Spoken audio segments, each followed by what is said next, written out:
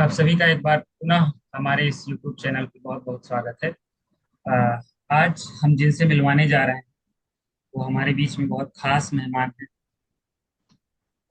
UGC NET JRF qualified research scholar Pooja Shah ji. आपका बहुत बहुत स्वागत Thank you, sir. Thank you for giving me this platform to share my strategy and journey of UGC NET JARA.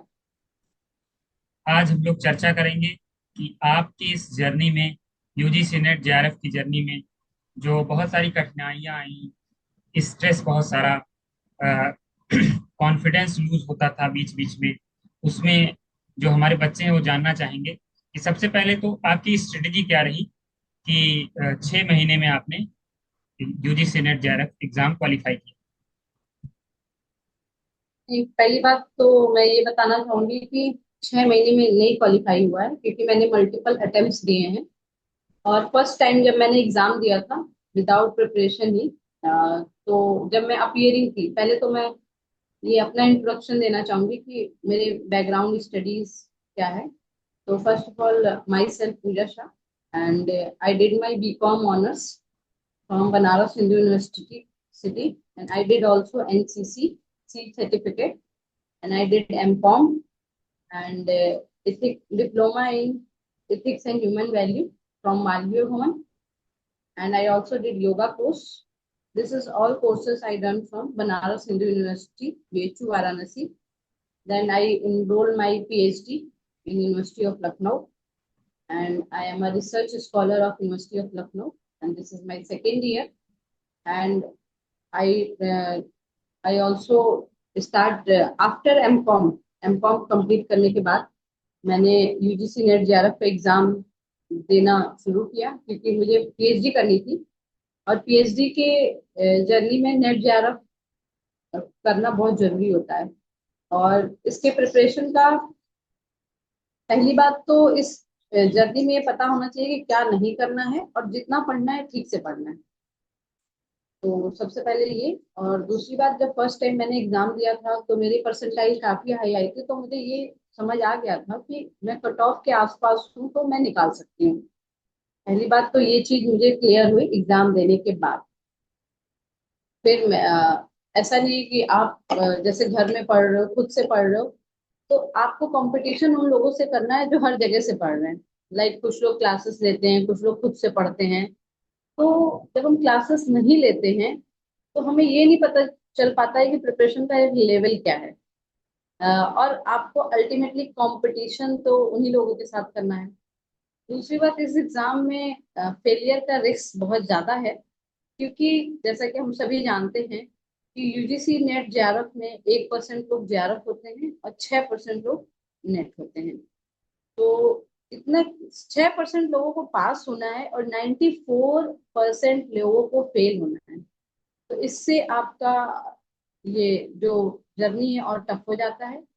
और जैसा कि हम सभी जानते हैं कि ये एक इंडिया का टॉप 10 डिफिकल्ट एग्जाम में से एक है। तो इसकी जर्नी काफी स्ट्रगलफुल रहती है। कुछ लोग एक बार में निकालते हैं और कुछ लोग मल्टीपल अटेम्प्ट देने के बाद निकालते हैं। जी, इसके तो बारे मैं में बस भी ये चर्चा कहना कि करेंगे। गिव। इसके बारे में अभी चर्चा करेंगे, लेकिन सबसे पहले हम लोग जान लेते हैं, इसके बारे में समझ लेते हैं कि आपकी स्ट्रेटेजी क्या रही कि आपने इतने अच्छे ढंग से नेट जेआरएफ एग्जाम क्वालिफाई किया। स्ट्रेटेजी के सबसे बारे में। पहले तो माइंडसेट ये होना चाहिए कि मुझे निकालना है और मैं कर लूंगी। और फिर आपको सिलेबस, सबसे पहले आप सिलेबस देखिए, पेपर 1 पेपर 2, उसको देखिए। और उसके बाद आप ये देखिए कि आपको खुद से पढ़ना है या किसी एजुकेटर से पढ़ना है। मेरी स्ट्रेटेजी ये थी कि मैं तलवीर सर, जो कि पहले अन अकेडमी पे थे, अब सीएन अचीवर चलाते हैं, उनके उनसे क्लास लेके उनसे पढ़ा। और मैंने नवदीप कौर मैम है, उनकी बुक्स पढ़ी, दोनों पेपर 1 पेपर 2। और मैंने टेक्स्ट बुक का पीवाईक्यू सीरीज भी लिया था तो मैंने वो भी करा। यूट्यूब पे free PYQ series ever study के टीचर है सुमन सर, वो चलाते थे, मैंने वो चीज वहां से कवर की। बिकॉज मैंने फर्स्ट टाइम तो ब्लाइंडली तलवीर सर को फॉलो किया था, वो बहुत अच्छे टीचर हैं और वो बहुत अच्छा पढ़ाते हैं। और सबसे बड़ी बात है कि वो तो अपने सारे एफर्ट कर रहे हैं, बच्चा कितना एफर्ट कर रहा है ये भी मैटर करता है कि जो वो पढ़ा रहे हैं, क्योंकि वो तो टीचर है, एज अ होल पूरा पढ़ाएंगे। आपको कैसे रिवाइज करना है, आपको क्या चीजें कैसे याद हो रही हैं, कैसे उसकी प्रैक्टिस करनी है। और मैं सबसे पहले कहूंगी this course is very very time demanding and focused. पूरी जर्नी में आपको फोकस रहना है और बहुत टाइम देना है। और सिलेबस जिसको बोलते हैं, पहले सिलेबस कवर करिए। मेरा ये कहना है आप 50% पढ़िए तो उसे याद रखिए। ये नहीं कि 100% आपने पढ़ लिया और अब आपको याद कुछ नहीं है। 50% पढ़िए पर वो आपको याद होना चाहिए। कंटिन्यू रिवीजन करिए। जैसे जो आप पढ़ रहे हैं रिवीजन करिए और टेस्ट दीजिए। सबसे इम्पोर्टेंट है पीवाईक्यूज। पीवाईक्यूज बहुत इंपॉर्टेंट है। ऐसा नहीं हो सकता है कि आपने सिलेबस पढ़ लिया, कोर्स कवर कर लिया तो आप अगर एग्जाम देने जा रहे हैं तो आपकी 70% ही प्रिपरेशन है। जी जी। हंड्रेड इसके परसेंट उसको अ, बनाते तो हैं। आपने कब से, आपको कब लगा कि हम सीरियस स्टडी किए हैं, और कब से आपको लगा कि हम अब से करना शुरू करेंगे तो 6 महीने में 1 साल में निकल जाएगा? आपने सीरियस स्टडी कितने दिनों से मैं स्टार्ट? डे वन से मैं एग्जाम के लिए सीरियस थी, क्योंकि मुझे ये है कि जो कर रहे हो, जितना पढ़ रहे हो, ठीक से पढ़ो। पढ़ाई का दिखावा मत करो, पढ़ो। क्योंकि प्रिपरेशन है, कंपटीशन है, आप और टाइम जाता है, आपके करियर का बात है। तो मेरा ये कहना है कि जब इसमें गलतियां हुई बहुत सारी, मैं खुद इसको एडमिट करती हूँ ये आपके प्लेटफॉर्म पे, कि मुझे गाइडलाइंस नहीं थी, मुझे किसी ने सही से गाइड नहीं किया। तो मैंने अपनी गलतियों को कर करके सीखा। बोलते हैं ना कि अगर और किसी से बात किया, सबकी अपनी स्ट्रेटेजी है, सबका अपना पाथ है। तो हम लोग दूसरे को सुनते थे, अच्छा इसने ये किया तो इसका ऐसे निकला, इस बंदे ने ये किया तो ये निकला, ऐसे नहीं। आपकी खुद की स्ट्रेटेजी है, क्योंकि हो सकता है वो चीज उस पर्सन के लिए सुटेबल और आपके लिए ना हो। मैंने पहले पहले अटेम्प्ट दिए तो मैं पहले सिलेबस कवर करती थी और पीवाईक्यू लगाती थी, थोड़ा कम लगाती थी। तो मुझे लगा कि नहीं, कुछ गलती हो रही है, मेरी स्ट्रेटेजी में कहीं ना कहीं प्रॉब्लम है, इसीलिए मेरा एग्जाम नहीं निकल रहा है। प्लस आपके सराउंडिंग पीपल्स भी कहते हैं कि आप अपनी स्ट्रेटेजी को, मैंने अपनी स्ट्रेटेजी को रीचेक किया। फाइनली इस बार मैंने जो पढ़ा था उसको रिवीजन किया। कंटिन्यू रिवीजन किया, बार बार मल्टीपल टाइम रिवीजन किया। चीजों को याद रखने की कोशिश की। जो नहीं याद हुआ उसको चार्ट्स बनाया, सुबह उठ के याद किया, बार बार याद किया। और वो दिया पेपर वन और पेपर टू के लिए टेस्ट दिया। टाइम मैनेजमेंट इस एग्जाम में 3 चीज बहुत इंपॉर्टेंट है। Accuracy, speed and time management. अगर आप एक भी पिलर पे कम पड़े तो एग्जाम नहीं निकलेगा। क्योंकि जब आप एग्जाम करते हो 150 क्वेश्चन, तो वहां पे बस इतना ही टाइम है कि हमारे सर हैं, एजुकेटर हैं तलवीर सर, उन्होंने कहा था क्वेश्चन आए तो बनाओ, नहीं तो आगे जाओ। अगर आप कहीं रुके तो आपका पेपर छूटेगा, या तो क्वेश्चन गलत होंगे। तो इस तरह से और फिर आपका एग्जाम क्वालिफाई करने से रह जाएंगे। मेरा ये भी कहना है सबको कि एक बार प्रॉपर स्ट्रेटेजी के थ्रू हार्डवर्क कर लीजिए। अदरवाइज जब आपका एग्जाम नहीं निकलता है, you are talking about confidence, आपका confidence day by day break होता जाता है। तो ये बहुत सबसे बड़ी पेशेंट तो बहुत रहना होगा। समटाइम आपका एक, मेरा 2 बार रिजल्ट एक एक नंबर से नहीं हुआ। जी, इसके बारे में तो आगे ये चर्चा करेंगे अभी। कुछ बच्चे जो होते हैं वो कहते हैं कि हमें लाइब्रेरी में स्टडी करना चाहिए, कुछ बच्चे होते हैं कि हमें घर पे करनी चाहिए। तो आपका क्या मानना है कि library study is better than home study, house study? हाँ, लैब में ये कहूंगी, मैं तो दोनों ही करती थी। क्योंकि ऐसे आप सिर्फ रूम घर पे रह के पढ़ते पढ़ते, अगर आपका घर का माहौल कैसा है पहले तो ये डिसाइड करेगा कि आप घर पे पढ़ पा रहे हो या नहीं पढ़ पा रहे हो। और आपके लाइब्रेरी का माहौल भी डिसाइड करता है कि आपका ग्रुप कैसा है। तो मेरा तो ये है कि बैलेंस, जैसे कि आप पहले घर पे पढ़ो और बहुत ज्यादा आपको लग रहा है कि आप बहुत पैक्ड हो गए हो, फ्रस्ट्रेशन हो रहा है, तो कुछ दिन मैं लाइब्रेरी में पढ़ लेती थी। और फिर जब मेरा माइंड सही हो जाता था तो मैं घर पे पढ़ लेती थी। तो मेरा तो दोनों ही चीज का बैलेंस रोल रहा है। जी। तो अब इसके आगे हम लोग का टॉपिक है उस पर चर्चा करेंगे कि जब कोई भी प्रिपरेशन हम स्टार्ट करते हैं तो उसमें एक समय समय के बाद में स्ट्रेस आने लगता है कि अब कैसे होगा, अभी नहीं हो पा रहा है, इतना समय निकल रहा है, एज निकलती जा रही है। तो उस स्ट्रेस को आपने कैसे कंट्रोल किया, इसके बारे में थोड़ा। ठीक है। जी इसमें फर्स्ट ऑफ ऑल तो ये इसमें मेरे पेरेंट्स का बहुत सपोर्ट था। कि मेरे ऊपर ऐसा प्रेशर नहीं था कि नहीं, मतलब कुछ लोगों की फैमिली कंडीशन ऐसी होती है कि इनकम के माध्यम में वो उन्हीं बच्चों पे डिपेंड होते हैं। तो वहाँ ट्रस्ट लेवल ऑल हाई हो जाता है।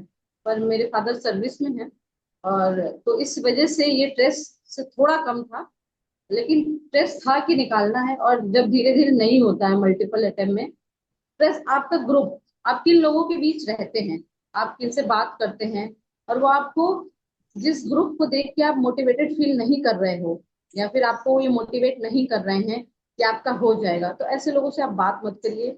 और बहुत ज्यादा ग्रुप बड़ा भी नहीं होना चाहिए। और स्ट्रेस का यही कहूंगी, फैमिली रोल इसमें बहुत है। एक मेरे ब्रदर हैं, उन्होंने भी बहुत मेरी हेल्प की कि स्ट्रेस को कंट्रोल करने के लिए मैंने मेडिटेशन की हेल्प की। और मैं काफी, मतलब जब बार बार नहीं होता है तो एंजाइटी लेवल बहुत ज्यादा हाई होता था, तो इसमें मैं होम्योपैथी मेडिसिन का भी यूज किया, क्योंकि स्ट्रेस कंट्रोल नहीं हो रहा था आउट ऑफ, क्योंकि मैंने 7th अटेम्प्ट दिया है, मेरा 7th बार में निकला है। तो स्ट्रेस को कंट्रोल करने के लिए मेडिसिन की भी हेल्प लेनी पड़ी। और at last I was hopeless, कि मुझे नहीं लगता था मेरे से होगा। और जब आपको ऐसा आपका कॉन्फिडेंस ब्रेक होता है, और जब आपको लगता है कि आपसे नहीं होगा, तो वो आपकी फैमिली होती है जो लास्ट में आके कहती है कि आपसे ही होगा, आप करिए। तो वो सबसे, आई थिंक, जर्नी का डिफिकल्ट पाथ होता है। पेशेंस होना चाहिए। तो फैमिली ने बहुत बड़ा इसमें हेल्प किया। और मेरे कुछ फ्रेंड्स हैं, उन लोगों ने भी हेल्प किया, उनका बहुत बड़ा इंपॉर्टेंट रोल है इस सक्सेस में। क्योंकि जब स्ट्रेस का लेवल हाई होता था तो मैं उन्हीं लोगों से बात करती थी, या फिर जो बहुत आउट ऑफ द वे जाता था तो मैंने मेडिसिन भी ली। तो ऐसा काफी डिफिकल्ट रहा।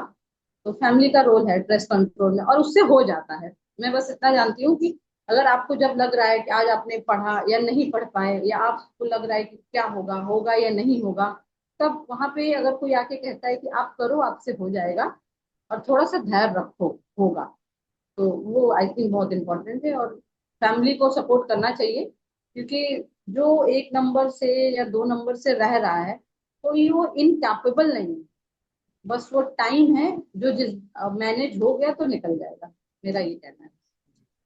तो स्ट्रेस इसके कंट्रोल का यही है कि फैमिली ने सपोर्ट किया, फैमिली का कंट्रीब्यूशन है, तो जी, उसको मैं देना चाहूंगी इसका क्रेडिट। इसके बाद जो अगला टॉपिक है, अ, वो हम लोग का है कॉन्फिडेंस और मोटिवेशन। क्योंकि कुछ बच्चे होते हैं वो, क्योंकि आपकी इतनी लंबी जर्नी रही है, इतनी लंबी जर्नी में कॉन्फिडेंस बराबर रखना और मोटिवेशन बनाए रखना कि नहीं हमसे हो जाएगा, कर सकते हैं, तो ये बहुत जी, ही एक तो मैं देखिए, टफ टास्क है। जी, तो इसके बारे में जी, कुछ हमारी तरफ। ये कहूंगी कि, ये मैं आपको जरूर कहूंगी, मैं ये बिल्कुल नहीं कहूंगी कि मेरा कॉन्फिडेंस और मोरल बहुत हाई था। स्टार्टिंग में था, लेकिन जब रिजल्ट दो दो बार एक एक नंबर से नहीं हुआ, और आई वाज सरप्राइज्ड कि ऐसा कैसे हो सकता है कि मतलब नहीं हुआ, तो मैंने सुना मोटिवेशन और कॉन्फिडेंस। मेरा तो कॉन्फिडेंस एकदम खत्म हो चुका था। फिर मैंने एक एजुकेटर है तलवीर सर, मैंने उनको सुना। फिर मेरे एक ब्रदर है डॉक्टर रवि प्रकाश आर्या, उन्होंने अपना पास्ट बताया कि मैंने नीट का एग्जाम 6 अटेम्प्ट दिए हैं, और आज वो बहुत ही अच्छे डॉक्टर है, मेडिकल ऑफिसर है। तो जब वो, कोई भी इंसान की आप डिफिकल्ट जर्नी देखते हो तो आपको लगता है कि आप भी कर लेंगे। मेरे फादर भी कहते थे कि मैंने इतनी बार 47 बार एग्जाम दिया है, तब मैंने क्वालिफाई किया, आज वो भी एक अच्छे सर्विस में है। तो आपको लगता है कि ना, कि जो भी सक्सेसफुल पर्सन है, उसने एक बहुत ही टफ जर्नी देखी है। तो आप थोड़ा सा ये सोच सकते हो उस समय कि शायद आपका भी ये वही फेस है। तो आपको वहाँ स्टेबल रहना होता है। और मोटिवेशन के लिए, हाँ, मैं सुनती थी, जो मोटिवेशनल स्पीकर है उनको सुनती थी। और मुझे ये, मैं ये सुन के उन्हें ये सोचती थी, इतने बड़े प्लेटफॉर्म पे अगर वो आके ये बोल रहे हैं, ये लाइंस वो बोल रहे हैं कि, तो कुछ उन्होंने अपनी जर्नी में और अपनी लाइफ में कुछ तो सीखा होगा ना। तो आके वो ये बोल रहे हैं, तो एटलीस्ट बीइंग हम उनसे छोटे हैं, तो हम उनकी बात अगर मान के भी उस रास्ते पे चलें तो शायद सक्सेस मिल जाएगी। और कॉन्फिडेंस, बस मुझे लगता है बुरे से बुरे टाइम में भी आपको अगर कॉन्फिडेंस चाहिए, एक टाइम पे मोटिवेशनल स्पीकर्स भी नहीं काम आते हैं, कोई काम नहीं आता है। इंडिपेंडेंटली लास्ट टाइम आपके साथ आप खुद खड़े रहो। जब हर कोई बोले कि आपसे नहीं होगा, या आप नहीं कर पा रहे हो, या आप गिव अप कर दो, आप छोड़ दो, तो आप, आपको अपनी एबिलिटीज और डिसेबिलिटीज दोनों आपको ही पता है आपके बारे में। मुझे डे 1 से लगता था कि मैं निकाल सकती हूँ, मैंने बीएचयू निकाला है, दो दो बार बीएचयू निकाला है, एलयू का एंट्रेंस निकाला है, तो मुझे लगता था कि ये क्यों नहीं, मैं ये, आई नो मेरी लाइफ की मोस्ट डिफिकल्ट जर्नी रही है, एक हार्डर स्टेप था, बट मुझे ये था कि मुझे करना है, मुझे निकालना है और मैं निकालूंगी। मेरा कॉन्फिडेंस ये था, हर मुझे लगता था कि मैं अपनी जर्नी को कंटिन्यू रखूंगी। हमारे सर भी हैं जिनसे मैं पढ़ती थी, वो दो चीज बोलते थे, कंटिन्यूटी, कंसिस्टेंसी एंड डिटर्मिनेशन आपकी जर्नी में होना चाहिए। सम टाइम कंसिस्टेंसी मैटर करती है, सम टाइम डिसिप्लिन मैटर करता है। जब मोटिवेशन भी खत्म हो जाता है तब आपका डिसिप्लिन काम करता है। डेली सुबह उठना, फिर उसको पढ़ना, दोपहर में, शाम को, रात को, आपका you should clear about your goal and focus, B focus. आपकी नजर एक जगह ही होनी चाहिए बस, और उस रास्ते पे आप चलते जाइए। That's it. और एक दिन ये होगा कि जहां आज मैं हूँ और वहां आप भी आओगे। अगर किसी का एक नंबर से आज नहीं हुआ है, मैं उसे यही कहूंगी, गिव अप मत करना। क्योंकि बोलते हैं ना कि कभी कभी ताला आखिरी चाबी से भी खुलता है, तो ये वही लास्ट की है, तो उससे खुलता है। सक्सेस का डोर है वो। और जब आप क्वालिफाई कर जाओगे तो आपको खुद पे प्राउड होगा कि आपने निकाल लिया ये। जी। तो कॉन्फिडेंस का यही है कि जब कॉन्फिडेंस ब्रेक हो तो आप अपने डिसिप्लिन पे फोकस करें। कभी कभी बच्चे करते हैं कि स्ट्रेस, डिप्रेस्ड हो जाते हैं, स्ट्रेस्ड हो जाते हैं, तो सोचते हैं कि अभी नहीं, अभी इसको शाम को करेंगे और शाम से भी इतना प्रॉपर वे में करेंगे कि पूरा हम रात भर में खत्म कर देंगे। फिर शाम आएगा तो कहेंगे थोड़ा रात हो गई है, खाना खा लेते हैं, ये कर लेते हैं। फिर सुबह उठेंगे, जल्दी उठेंगे और पूरा दिन में पूरा खत्म कर देंगे। फिर उसके बाद कहेंगे नहीं हम्म। नहीं, अभी शाम को लाइब्रेरी चलेंगे, फिर अच्छे से करेंगे और खत्म कर देंगे। ऐसे से उनका समय निकल हम्म। जाता है। तो फिर इसके बारे हाँ। में कुछ बताइए कि ये कैसे इसको। मैं इतना बताऊंगी इसके बारे में आपको कि मैंने अपने सामने सिलेबस, एक बोर्ड और एक कैलेंडर लगा रखा था। मैं डेली जब पढ़ लेती थी तो मैं उस डेट को कट कर देती थी कैलेंडर पे। जैसे एग्जाम में अब 50 दिन है, 50 दिन को मैं पूरा प्लान करती थी। पूरा प्लान भी नहीं करती थी, इतना टफ टास्क मत बनाओ कि उसे कंप्लीट ही ना कर सको। मैं डेली 2-2 घंटे का प्लान बनाती थी। जैसे कि 50 दिन है तो अब 50 दिन में कैसे पढ़ना है, तो मैं 50 दिन का टारगेट नहीं ले रही हूँ, मैं कल का टारगेट लूंगी। और रात को जो मुझे कल करना है, जो किताब मुझे पढ़नी है, जो सब्जेक्ट मुझे पढ़ना है, उसे मैं टेबल पे सुबह में रख लेती थी। और और जैसे ही वो दिन खत्म होता था, मैं रात को कैलेंडर को, उस डेट को कट कर देती थी कि आज का दिन खत्म हुआ और अब मेरे पास 40 दिन है, फिर 20 दिन है, फिर 10 दिन है। तो वो टाइम को मैं देखती थी। और फिर जैसे कि आपने कहा मुझे सुबह पढ़ना है तो मैं सुबह उठूंगी। हाँ, मैं ये कह सकती हूँ कि कभी कभी ऐसा होता है कि स्ट्रेस और एंजाइटी के कारण रात में नींद नहीं आती है, तो अगले दिन पढ़ाई नहीं हो पाती है। तो मैं इसके लिए भी मैं कहूंगी, मेरे एजुकेटर सर बोलते थे ये एक लॉन्ग जर्नी है, कोई हार्ड एंड फास्ट रूल नहीं है। अगर आपने हफ्ते के 6 दिन पढ़ा और एक दिन आपने 2 ही घंटे पढ़ा, तो बहुत परेशान होने की बात नहीं है, ये सबके साथ होता है। बहुत सारी चीजें हैं ना, कभी पढ़ने का मन नहीं करता है, कभी आप बहुत डिप्रेस हो जाते हो, कभी फैमिली में कुछ हो जाता है, तो आपका माइंड जब, और पढ़ो अपने तभी बैठो जब आपका दिमाग काम करे। बहुत सारा स्ट्रेस लेके तो आप जो पढ़ रहे हो उसकी एफिशिएंसी कम हो जाएगी। एफिशिएंसी 100% की जगह 50% की बचेगी। तो और मैंने जैसे कि कहा, कुछ लोग रात में पढ़ने के लिए सूटेबल है, कुछ लोग सुबह में पढ़ने के लिए सूटेबल है, जो जो बचपन से जैसे पढ़ते हुए आया है। तो मेरा तो ये था कि मैं सुबह अपनी प्रॉपर नींद लेती थी।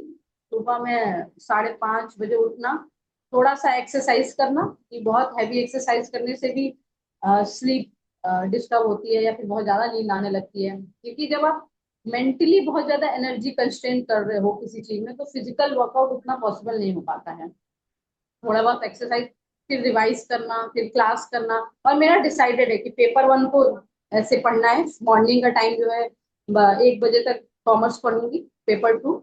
और फिर उसके बाद जो जर्नल पेपर है, मैं लंच करूंगी, फिर मैं रेस्ट करूंगी आधे घंटे, फिर मैं पेपर 1 को पढ़ूंगी, जर्नल पेपर को।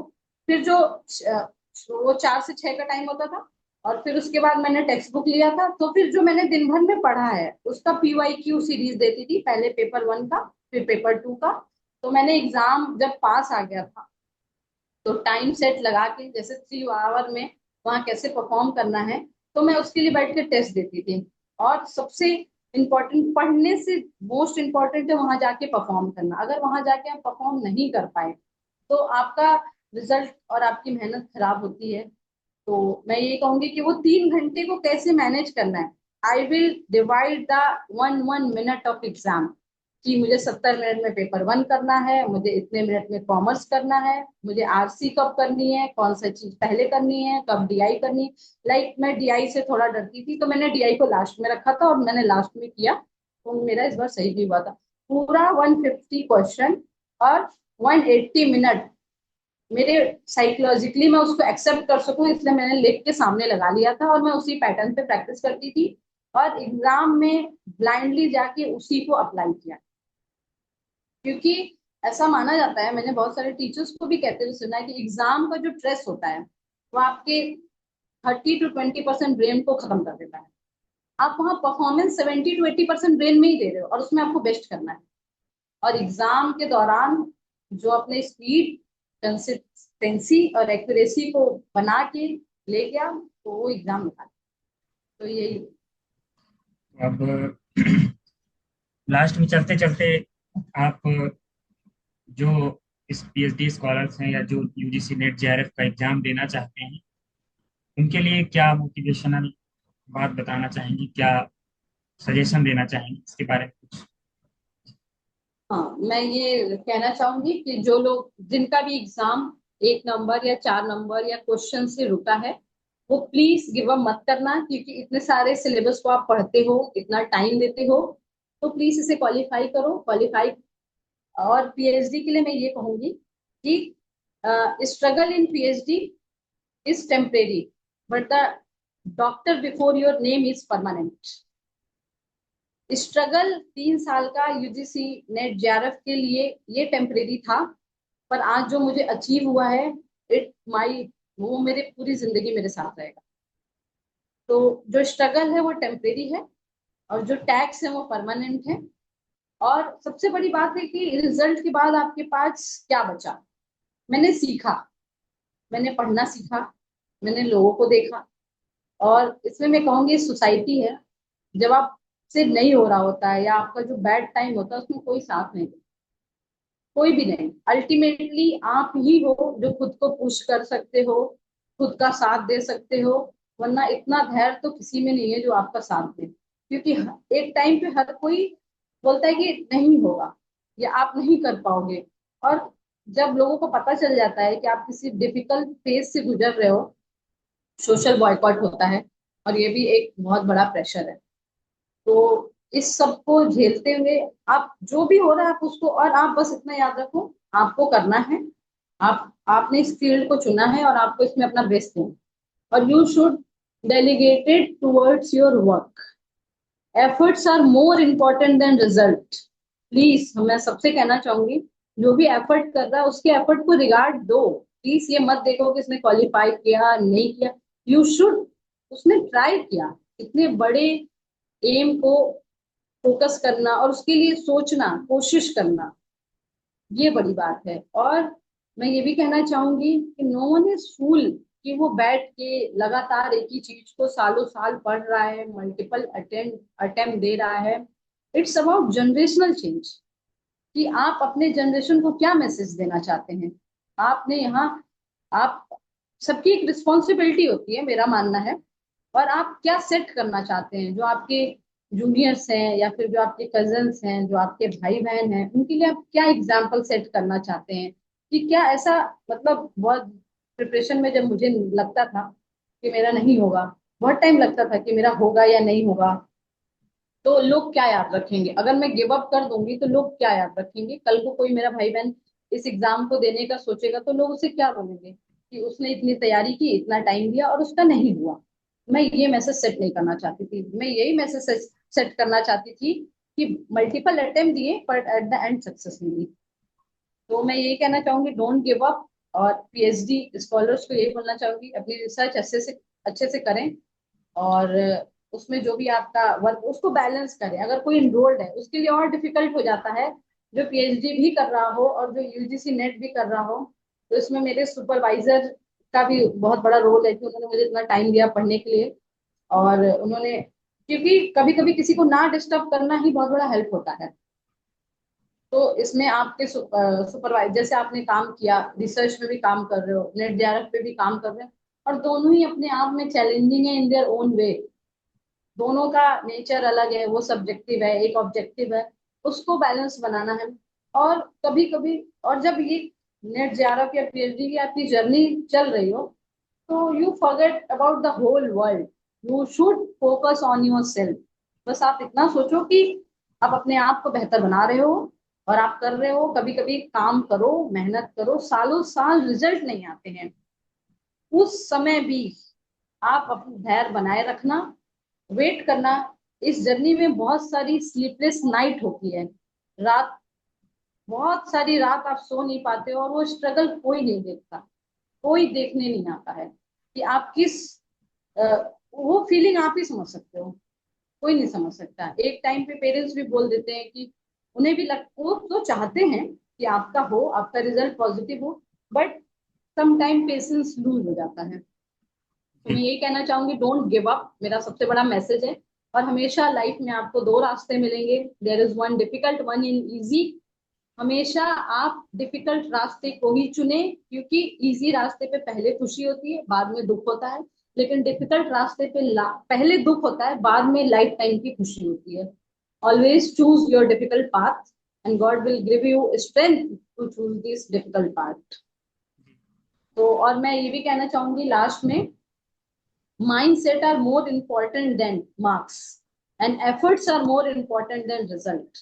Values are more important than variables, and designation is more important than designation, and proper work is more important than paperwork. तो इस सब पॉइंट्स को ध्यान में रखिए। और लास्ट यही है कि चाहे, मतलब मैंने कई मोटिवेटर स्पीकर से भी ये सुना, रात के बाद सुबह होगी, और ये नेचर का लव है, इसे कोई बदल नहीं सकता। कितनी भी घनी रात हो, उसके बाद सुबह होती है। तो ये जो आपका जर्नी है, डिफिकल्ट फेज है, वो रात है। सालों साल रात होने के बाद भी सुबह होती है। तो इस चीज को, आई थिंक इस सब चीजों को, पॉइंट को याद रखिए और मेहनत करिए। सम टाइम आपका पढ़ने का मन नहीं करेगा, आपको बहुत डिमोटिवेशन फील होगा, आपको लगेगा कि हम क्या कर रहे हैं, सुबह से शाम तक एक ही चीज पढ़ते रहते हैं, पता नहीं मुझे कुछ आ रहा है कि नहीं आ रहा है, होगा या नहीं होगा। आप करिए, जी जी। नहीं मन कर रहा है तो भी करिए, बस। आपने भारत की कुछ महत्वपूर्ण कठिन परीक्षाओं में से एक परीक्षा को उत्तीर्ण किया। आपको पुनः बहुत बहुत बधाई। और क्योंकि कहते हैं, रख हौसला वो मंजर भी आएगा, दरिया के पास चल कर समंदर भी आएगा, थक कर न बैठ ए मंजिल के मुसाफिर, मंजिल भी मिलेगी और मिलने का मजा भी आएगा। आप हमारे यूट्यूब चैनल पे इस लाइव सेशन में आई, आपका बहुत बहुत धन्यवाद। Thank you so much. Thank you. मैं आपको भी बोलना चाहूंगी कि आपने एक ऐसा प्लेटफॉर्म दिया जहां आके मैं अपनी जर्नी को शेयर कर सकूं, और लोगों को बता सकूं कि जो लोग आज, कोई होगा जो इसको सुन रहा होगा और इस डिफिकल्ट फेज में होगा, वो इसे सुन के मोटिवेट हो रहा होगा, तो उनकी भी हेल्प होगी। तो शुभम सर, मैं आपको भी थैंक यू बोलना चाहूंगी कि आपने ये अपॉर्चुनिटी मुझे दिया। Really very very thank you to you for giving me chance to speak in your platform. Thank you so much.